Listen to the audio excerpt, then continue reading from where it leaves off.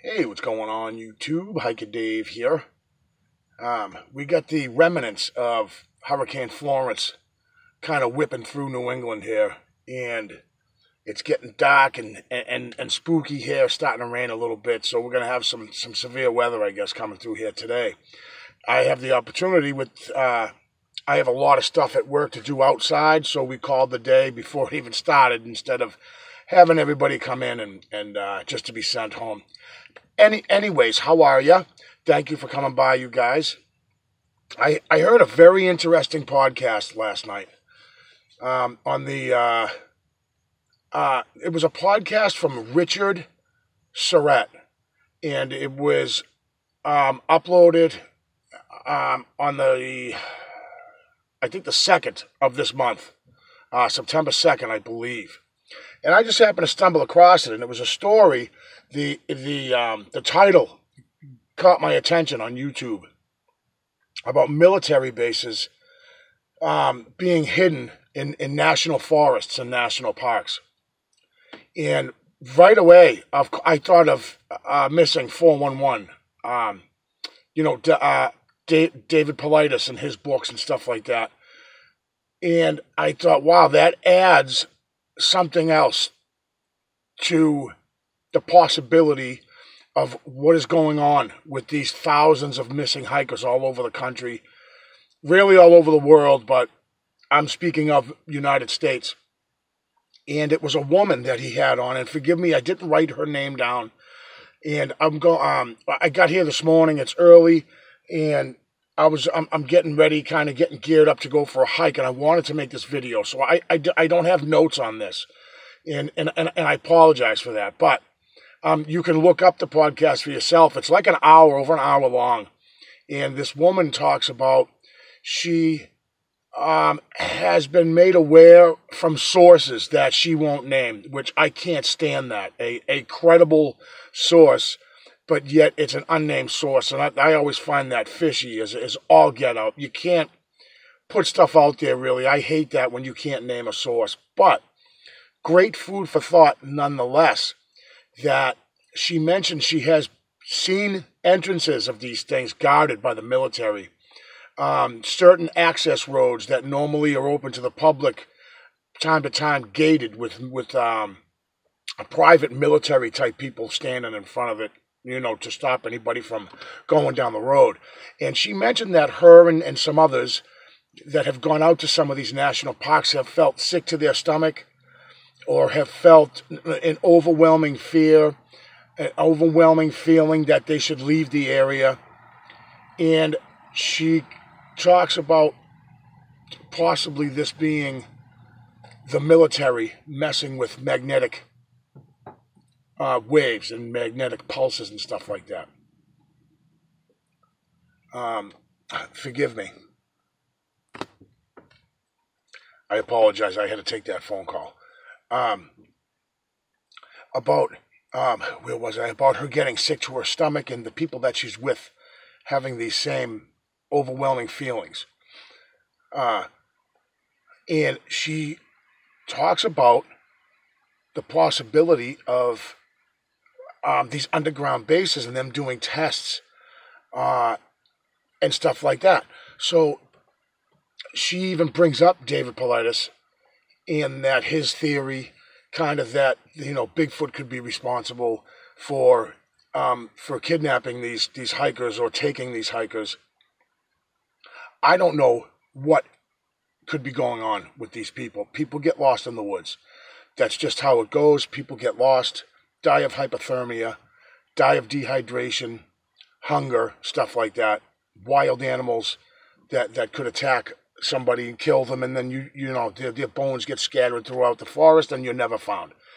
But of course, there's crazy stories of people's clothes being found folded neatly.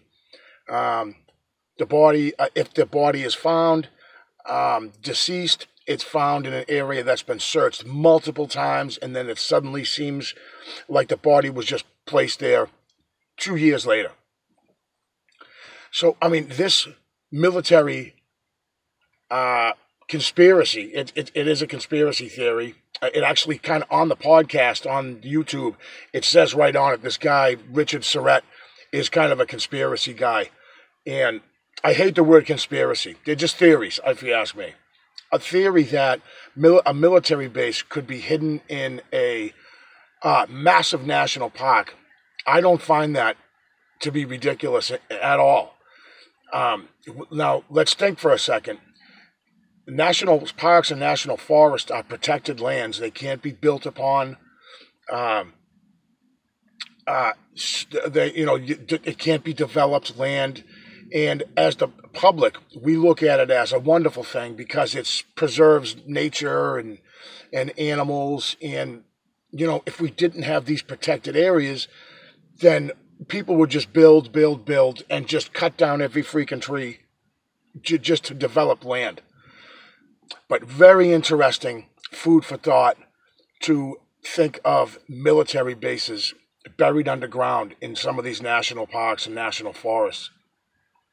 How ingenious kind of that would be. And that, what would the military want with people, right?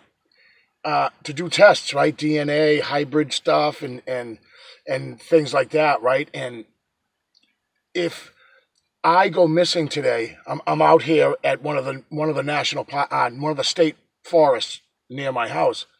If I was to be taken out here today, and done with whatever done to me, it would be chalked up that I got lost.